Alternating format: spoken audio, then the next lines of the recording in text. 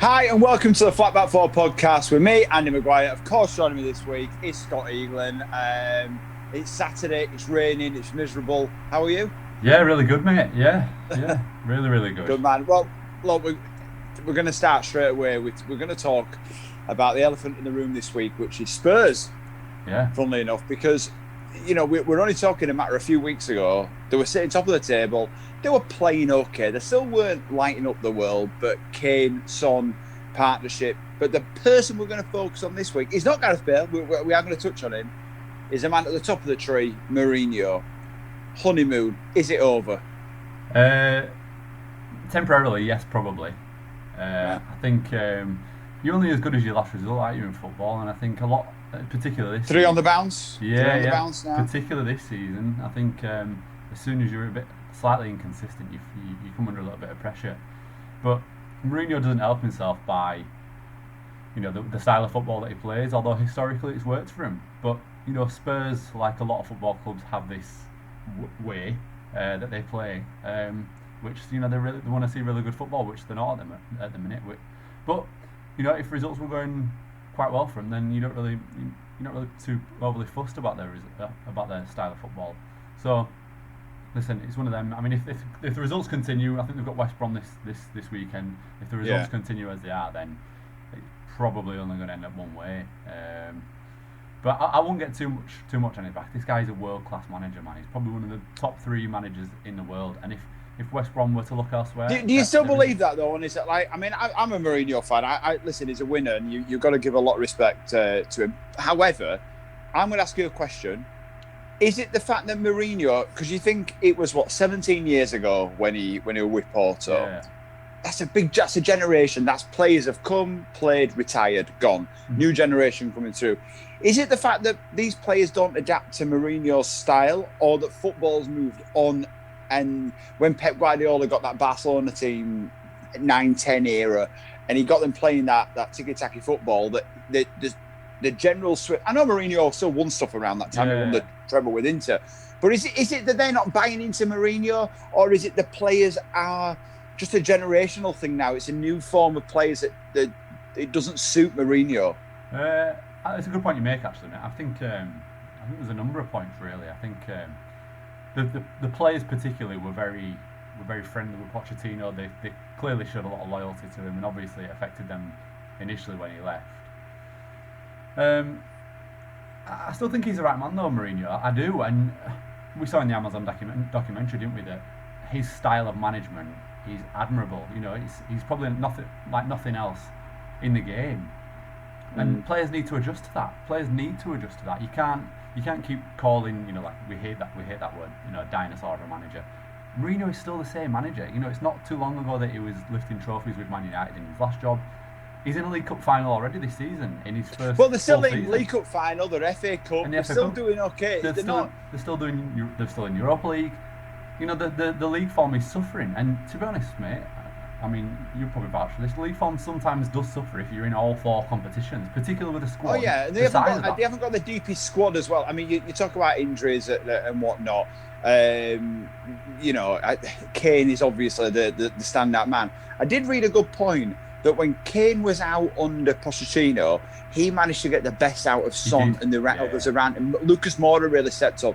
Now, I mean, listen, that might be just a form thing with Lucas Moura. I don't know, but he doesn't seem to get that same tune out of Tottenham when Kane's not there. And we all know that Kane's always out for 4 to 6 weeks in a season with his ankle. We've had this now for 5 years, But when Kane doesn't play, Tottenham seem to suffer. However, there's no excuses for what Eric Dyer did the other night. That was really lazy. It was really lazy defending, but he is meant to be seen as one of Mourinho's key men. He really likes Dyer, doesn't he? And to be fair to Dyer, he's been a little bit up and down, a bit mountainy with his defending. But actually, generally, he's not been too bad. I'll ask you the question then, mate. I think with Kane this season, it's a good point you make there about when they missed Kane last season. Kane this season has obviously dropped a little bit deeper. He's become a little bit more of a playmaker, hasn't he? And that's something he's got like a number 10, hasn't he? Yeah, and that's something that Tottenham haven't had since Eriksen left. So do you think they missed a trick in the transfer window? A, in bringing somebody back in, or bringing somebody new as a playmaker, or B, bringing Christian Eriksen back? Well, it's hard really because we all got super excited when Bale. This probably leads us nicely on to Bale actually, because Bale coming home, he's hardly played in the last 18 months, 2 years at Real Madrid. And you hear it all the time. A 60% Bale is still a world-class Bale. Yeah. He's not going to do them doubting runs now. He's 31. He's 32 in July. So he's a bit more reserved. But listen, that cutting in, left foot, left foot. But why aren't we getting that from Bale, mate? He's not 35. He's 31. No, but I'm going to defend Bale a little bit. He hasn't had the chances to play. He hasn't had the minutes. He hasn't played him in 5 or 6 consecutive games. People going about Wickham. I mean, I'm going to be honest. I sort of listened to our TalkSport and Alan Brazil going, "Oh, he looked great." I can't. Yeah, Wickham are going to be relegated. They're going to be relegated. Okay. If they'd have been playing a top-level Championship side, but even then, I still struggle with that analogy. But Bale has not played. However, I look at Bale's body language, warming up and everything like that. It seems like it's been a disaster this loan, and I still think that even though Mourinho's in a bit of trouble and whatnot, he would be playing the Bale. The one that gets me is Dele Alli. He is that number 10, and he would be that little bit of a filler when Kane isn't there to link up with Son. I still think Ali is a very, very good footballer. Yeah, they do miss that. They do miss that sort of midfield runner, don't they? That guy and he makes does a it late himself. Run. Yeah, but but Mourinho does this with players, doesn't he? Historically, with Luke Shaw, he will not out particular players, but he will look at a player or players that are maybe not integrating themselves within the group or not buying into his sort of philosophy. And he said he were a bit lazy in training, didn't he, and stuff. But then again, I heard people say Berbatov were lazy. But look, he started every week. He was brilliant. But he had results, didn't he? And fair play, Ali wasn't doing it to a degree. He was looking a little bit. So, when we saw in the Amazon documentary what he said, you could have the potential. He said to him, you could be. I got told to buy you at Man United. So we were all like, whoa, bloody hell, if Alex Ferguson said, go get Dele Alli, and he must hold him pretty high. Do you think it's time that Dele Alli is drafted? He wasn't even in the squad the other day, but maybe against West Brom tomorrow, Mourinho finds himself three games. Does he bring Ali back in? I think it depends. It all depends on what goes on behind the scenes, doesn't it? I mean, if he is genuinely not disrupting training, but not particularly interested in training and not buying into what Mourinho is doing. We saw again, we touched on it again, the Amazon documentary. He had that shouting match when he was walking down the tunnel and he's saying, all it is effing long balls and defending and long balls. Yeah. So even from that, he's not buying into it. He don't like the way that they play. Should they bring him back? I mean, 4 or 5 games ago, you just said no. So, but if this continues, then probably yes. You know exactly what's going to happen if Mourinho does go. Ali will come back into the team and he'll carry on as he was before. I know. But he didn't get the move, and we got the Euros coming up. And, if I was Dele Alli, mate, I would be shouting from the hilltops, going to every newspaper and saying, "I'm not happy. I want to play." And every time I do play, I'd want to make an impression. You can't compare it. He looks good against Marine. I mean, what sort of statement is that? But he did look good. He controlled the game. He controlled the game as you would expect, and he looked quite lively when he came off. He weren't particularly happy, but in the little cameos that he has made, a game like Bale, he's not looked really very good. But like you say, mate, you've got to have a run of games. You've got to have a run of games. You've got to have a run of games. Especially when you're used to playing in games. If you're used to playing 90 minutes. I'm not buying that Bale is not fit enough to play 3 games in a week. He's still 31. Look, I know his body's not amazing. He's had injuries in the past, but even if he played him 1 game on, off, double game, and so he knows that, like, Gareth, you're going to play 4 games in the next 2 weeks. Get ready. You're going to be playing now. Do you think he's scared to injure himself again? So he's not I don't know what it is. I don't know what. We've said this, like we're like Andre Shirley. When you've won it all, sometimes you go, yeah, what's next? He felt very disrespected at Real Madrid, and the way he got treated probably was bad. But Zidane, was a player, so I find it a little bit hard to believe that he don't think Gareth Bale is a great player. I think Zidane, because look what he scored, the amazing overhead kick and whatnot. Some things a bit more deep-rooted with Bale. I don't know, it's his attitude towards the fact that, you know, he loves playing for Wales and whatnot. I don't know, but if Zidane, who sees it from a player's point of view, doesn't pick you, I don't know. Something must have gone on, because you've got a world-class player there who at 29 was effectively in exile. Yeah. So I can't get my head around the fact that, you know, you've still got a world-class player and you couldn't get anywhere near the pitch. And let's be honest, Real Madrid were having a really tricky, you know, time. And he still wasn't playing. So I don't know. I don't know what it's going to be for Bale. I don't know whether he has to just go to China or MLS now and just have done with it. I don't know. It's so frustrating, isn't it, for people like us who have seen him at his absolute peak.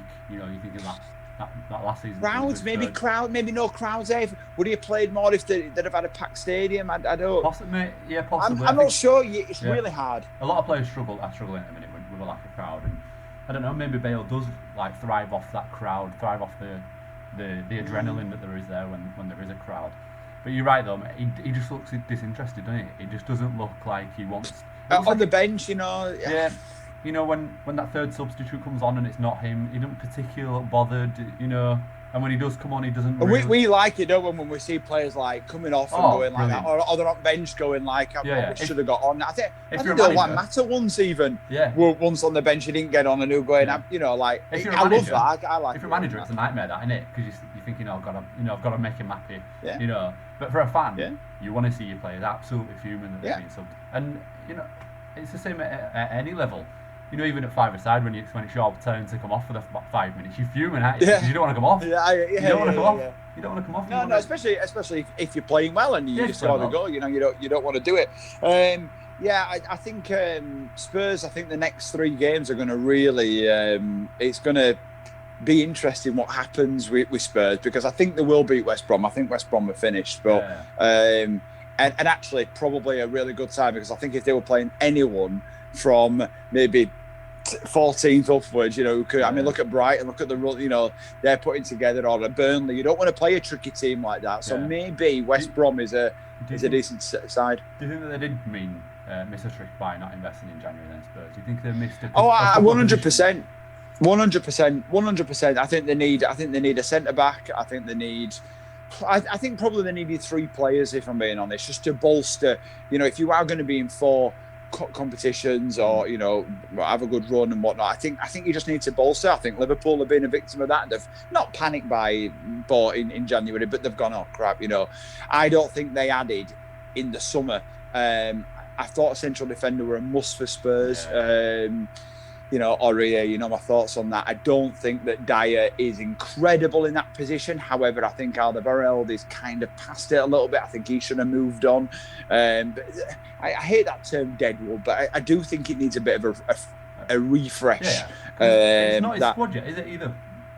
No, and you know what? If Martin Odegaard were free, he would have been good for Spurs. He would have been good. That link in that number 10, you know, bags of talent, energy. But you look at some of his signings, Mourinho. He has made good signings at Spurs. You know, his first signing. Hoiberg has been fantastic, mate. And everybody sort of said, well, that's a bit of a strange signing, but he's been probably their player of the season. Yeah, he's broken play up. He's been a little short pass. He's been good, you know. His first signing as well last year, I think, with Bergwijn won it when he first came in. I think that were in the January transfer. Yeah, he's another one that's he's kind of dropped off a bit. Yeah, he's got. But I mean, I tell you what, and Dombele, he is some player, by the way. He is. When he turns it on, he is a good player. I was shocked. I thought, have we got a player here that obviously has loads of talent, but. Do you remember that Monday Night Football where Carragher absolutely slammed into him when he was because he were on about his attitude. Badly so though. And his attitude and his sort of lack of effort when he were playing. He just didn't look interested in the slightest, did he? Nope. But give him that ball, mate, and he's sensational on the ball. I think I texted the group. I said he's got that Vieira type stride, power, Yaya Toure, kind of like get the hell out of the way. It just glued to him. He was turning. Yeah, it's glued to his feet, the football man, when he gets it. Really good player, really good player. And I think like, having a Højbjerg, I think that kind of balance is quite nice. I just think, you know, I'd like to see one of their front 3. I think, you know, Lucas Moura, is he really going to cut it? You know, someone a level up, you know. I mean, what talks about Angel Di Maria or something? I mean, I don't know. I don't know. It'd be good to see Spurs today, or tomorrow, whenever they're playing, against West Brom. Just to sort of open up a bit and just to just sort of go, right, off you go, because you don't need to play defensively against West Brom, because West Brom are going to do exactly the same. Play Bale, play Mora, play Bergwijn. I know. I would play him. Just absolutely go for it.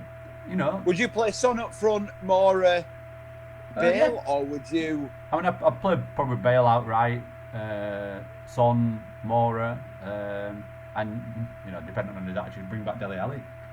Yeah. And then what would you do? Dele Alli and Dombele and Højbjerg? Yeah, and Højbjerg, yeah. But, mate, look at that for a front six. That is fantastic. Oh, I know. I think it's a great... Mate, on paper, Spurs, and Alderweireld, even though I think, he's a stalwart. He's been there a long time. He knows, but, I just think he maybe it was I think it was like an organic, he should have moved on. Yeah. That was just me. Because he were linked, I think he were linked with Man United or whatever, and then when he was 30 or 31 and you were like, it's picking up a couple of injuries, he probably should have gone and they should have refreshed it. And I think they should get rid of Lloris. I'm not a fan of Lloris. I think he's got a mistake in him. He's another one, mate. Again, we've said this a million times. Won the World Cup, what next? And he's I know. Yeah. Since then and he's still only quite young, and he's 34 for a keeper. I mean, he should be peak of his powers. He should, that's where the keeper just thrives. And Buffon and that they really kicked on. When Buffon won World Cup in 2006, he kicked on again. Shame he never won Champions League, but I still can't get made around that. But he is a top keeper. Premier League then. So we're talking about team not struggling without a striker, and looking incredible at the back is Man City. Let's talk about John Stones and Diaz, because they are just, what a pairing they are. Yeah, fantastic. John Stones now all of a sudden seems to have found his feet. It looks like what's his face who won the World Cup for Italy? Cannavaro. It looks like a prime Cannavaro at the minute. Yeah, he just incredible. But Diaz, I think, deserves a lot of plaudits for that. He's shot off that defence, hasn't he? Stones is another one though, isn't he? Like he were outed a little bit, wasn't he, by Guardiola, a bit like Mourinho's done with Dele Alli. Yeah. And he's come back and he's thought, roll your sleeves up and he's looked sensational. And he looks like he's gone away and gone, no, I've still got a part to play yet. I'm gonna, because there were talks of going to West Ham, even Arsenal were I think were sniffing, but fair play to John Stones. I think he's just gone, no, I want to be. And he's coming into the perfect age. He's 26. I mean, that's where you want right now. Next 4 or 5 years. And he's won the league. Listen, no one has ever questioned John Stones as a footballer. No one has ever. He's good in the air. He can play football. He can bring it out. We're eradicating them mistakes. Now, a defender's not going to go through his whole career and not make one mistake. But it was the amount of mistakes that he was doing. All of a sudden, he's looking like he's not. He's got rid of that, and he's got rid of that. And maybe Diaz come in and going, just don't be as, I'll deal with that. And they know I think maybe knowing the roles a little bit better. Yeah, big time, mate. Yeah, he's just slotted in nicely. The luxury that Man City have though is that strength in depth, isn't it? If one player two squads. Yeah, they've got 2, possibly even 3 squads. As soon as one player doesn't start performing, they can easily bring somebody in who's just as good. And one player who's kicked on, I know you're a big fan, is Gundogan. I think he's been fantastic. Great player. He's just such a well-rounded player. Someone who adapted to the Premier League, speaks English. I think he embedded that Premier League straight away. He, little forms where he probably wasn't first name on the team sheet, but I don't know. It's like every good team has him, like a Juan Mata, and he's kind of like that. He's that kind of player that you go, Gundogan will come in, he'll do a job. But now he looks an even better player than he was like 2 years ago. And remember, they're doing this without a striker. Yeah. They're doing this without a striker. Gabriel Jesus comes in for a bit of unfair criticism. Actually, I was going to talk to you about this. I looked at his record. He scored 44 goals in like 106 games. I was like, but yet I hear people saying, I hear people saying, I don't know if he'll fill Aguero's, but I'm thinking, well, he's doing all right. I mean, for a young lad. Yeah. For a young lad, he's 23 or whatnot. Like, come on. I mean, what does he have to do? So, I think of substitute well, De Bruyne, Sterling. I mean, you just can reel off names that can go in that position. Phil Foden's chipped in with 9 goals. He's the highest. Yeah. He's the highest scorer. The 20-year-olds, Do you think sensation? Do you think that because of the injury problems that Man City have had over the last 2 years with Aguero and with Jesus, that they have adjusted easier to having a lack of a striker. Like Liverpool, if they don't have one of their front three missing, they struggle. It's strength in depth, mate. Kane with Tottenham, you know, if he's not there, they really struggle. Whereas Man City, you know, 8 times out of 10 recently, it seems like Jesus or Aguero aren't there, so they can adapt quite well. Mate, look at all the Premier League teams that have won championships consistently. I suppose you've got to go right back, I suppose, to the early days of Man United. They had 4 strikers, you know, and they always did that. Chelsea in the prime always had backup strikers, always had backup midfielders, always had backup defenders. That prime Mourinho team from 2005 onwards, you could probably label 2 players for every position, or at least in the key positions. Liverpool, for me, he didn't do that. He didn't go and strengthen. I know that he likes a lot of the youth and like that young Natty Phillips and stuff and that, but I still think in the summer they didn't go and buy that player that you go, oh well, if they lost Van Dijk, he's going to be good. Yeah, they haven't bolstered, and then they coped well, but it was always going to catch up with them. Yeah, where Man City, they've got 2 players. They already had it. I think with Liverpool, they've probably been a victim of COVID, probably more than anyone, because you win a title. How do you go again? You go and strengthen. Whereas Liverpool really, they brought Thiago in obviously, but you want to see 2 or 3, real top players coming in. Whereas Man City already had it. They already had 2 or 3 teams there, and they just improved the players that were there. They lost David Silva, but they already had a ready-made replacement in Phil Foden. Well, mate, look at that's a good point. But just take the defence from Man City: Laporte, Diaz, John Stones. So Liverpool have that one massive key man, which is Van Dijk. But you've got 3 there that are very key. But you take one out, you've still got 2. You take Van Dijk out, you're lost. Immediately the odds are against Liverpool to try and replace someone of that calibre. You can't do. Van Dijk is a monster. He's brilliant. But you have to have a backup. It's football. It's contact sport. You can pull up in training. You can. We're the cricket this week. Falling on a marble floor, and but you can get these free kids. You've got to be ready for someone to step in. You've got to have someone ready when you are challenging on all fronts: Champions League, FA Cup, Premier League, Carling Cup, whatever. You've got to have someone ready, and they haven't done that. The thing that I will back Liverpool on is maybe they didn't have a long time between the last season and this season. It was always a bit rushed, but when you're at the top and everyone knows winning it is not easy, but anyone can win it. It's staying there. And Man City now, for me, are going to win this league.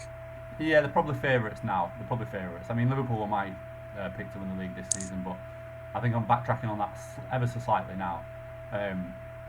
I think you've got to, just because of injuries. Yeah, just because of injuries. You've got it. Just because of injuries. I think. What do you think about their panic buys? Do you think? Sorry, I'm going to ask you the question. Do you think they were panic buying the lad from Preston and the lad from Schalke? You look at it on paper. The lad from Preston is low risk, high reward in it. You 2 million is nothing. Oh, 100%. He could come in and be brilliant. It could be great. It could be great. But the lad from Schalke, who I think. Coal Black, is it? Yeah, correct me if I'm wrong. I think they're bottom of the table. I think they conceded one of the most goals in Europe as well at Schalke. Recommended by David Wagner, who was obviously Klopp's friend. But I'm not going to hold that against him, because you can stand out in a poor team. I think the point I'm trying to make is, do you think they brought in 2 players of probably an equal sort of calibre to the ones that they've already got in Reece Williams and Nat Phillips? Because they're kind of the same sort of level in terms of player. They're not that. The lad from Schalke, maybe not, because I think that he's got an option to buy. He's at 18 million or something. So they've got him on loan. Obviously, there's a little bit more depth there with him. I think there's, maybe, I don't know, it's the European price. I don't know, but I don't know. The lad Davis, it's one of them. It's a massive opportunity. He was about to sign for Celtic. Yeah. So for him at 24, 25 years old, he's not going to miss that opportunity. And he's one of. Listen, you can't get drawn away just because of the name of him and where he's come from. Where we've always said there's Jamie Vardy's everywhere, but we've got to go find him. Maybe this lad at 24, 25, and this freak accident with Van Dijk and he gets his chance, and all of a sudden, next season, with the way football goes, it could be Van Dijk and Davies centre back, and they could complement each other. I'm not saying that will happen, but Matip, too many injuries, he'll be gone. You know, Gomez, too many injuries. I don't even think he's good enough anyway. He'll be at West Brom in Championship. You know, because I think I think that they've got a lot of players that they kind of needed to get rid of. Like, you know, like when they got rid of Lallana, it kind of felt organic. It was right. Yeah. Move on, 31, you know, and stuff. I think that they're falling into that category now, Liverpool. They need to get rid of, you know, sad to say, maybe Milner maybe has to move on. Yeah. They need to replace Henderson's 31. You know, will he drop? Maybe he might drop back to a centre back. He's looked pretty damn good. I hope not. I hope not.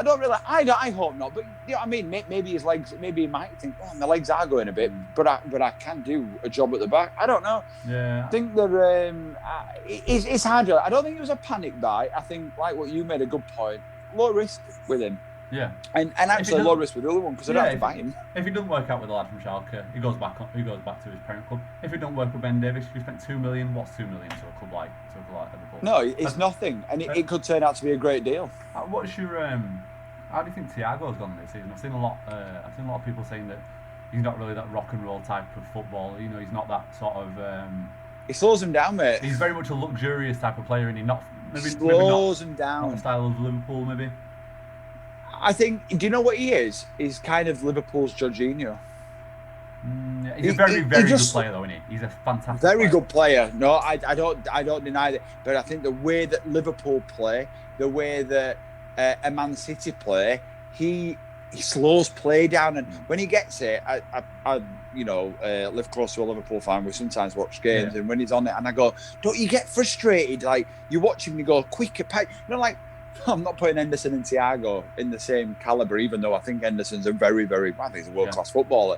But when Henderson gets it, it's head up gone. Thiago keeps it moving. 2 touches. He wants to do this, and then he'll ping a ball out, and you go, well, that's all well and good, but that's not how Liverpool play for me. It's bang, bang, wing, in, goal. Look at that goal that they scored against West Ham. It was unbelievable.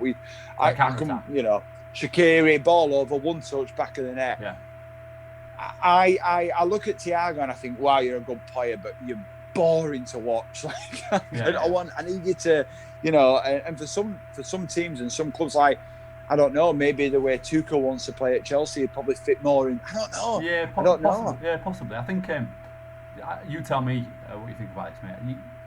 Over the past 2 or 3 seasons from Liverpool, particularly from Klopp's type teams, you don't really see. How often did we see, mate? They'd be 2-3-0 up within 10 minutes. You know, they'd be explosive in that first 20-30 minutes. We saw it about 3 seasons in a row against Arsenal. I think we saw it a couple of times against, I can't remember if it was Man United or Chelsea. But even the sort of lower end teams, you'd see Liverpool, especially at Anfield, come straight out the blocks, and they'd be 3 or 4-0 up by half time, and that'd be a dead game over. And you know, they'd probably preserve that energy for the European games or other cup games. So you're seeing that a lot less now. You think that's obviously? Well, you think that's a result of the lack of crowd? Well, I mean, yeah, obviously you all the type of players that they've got at the minute. It's so funny because some teams have thrived off not having a crowd. Yeah. It's bizarre. The pressure, what we said, you know, you'll risk a pass maybe more than you do.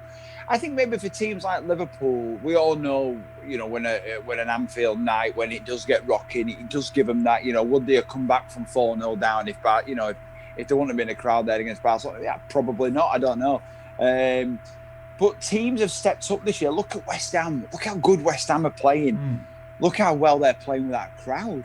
Now, that's a crowd that will put in a lot of pressure on David Moyes and on Sullivan and Gold and Brady and whatnot.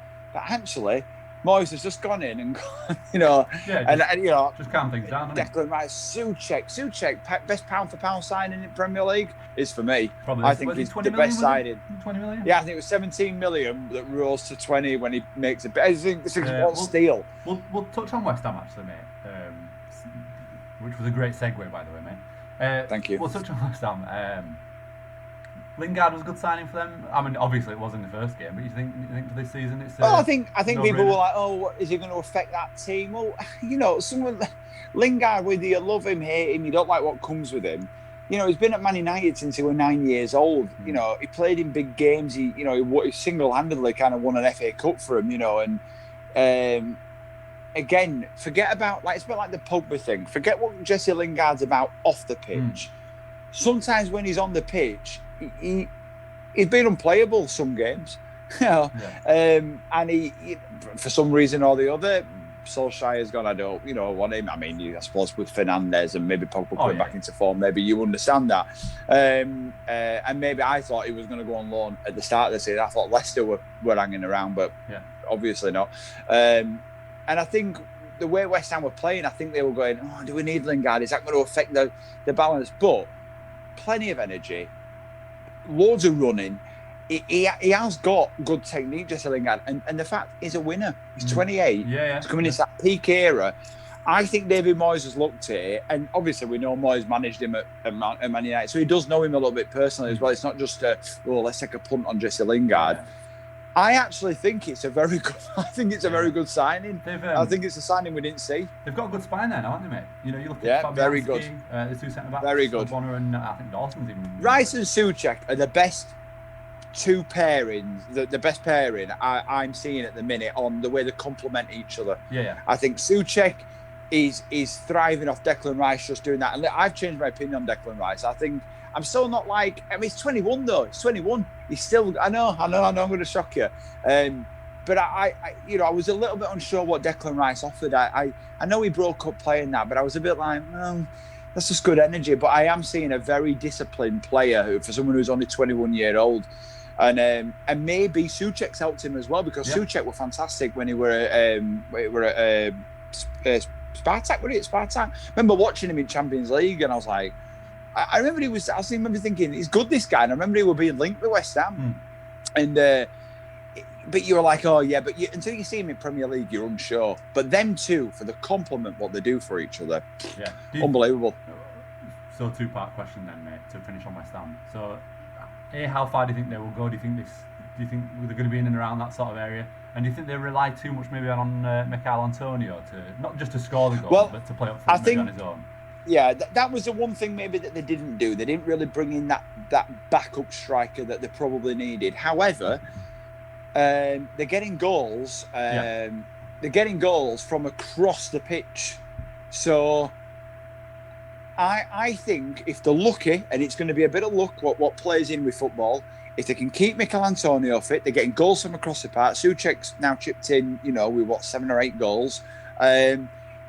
The way that they're playing, I think David Moyes is asking a question of everyone. Like, I want you to attack together, defend together. Everyone's mucking in. He covers him. You cover him.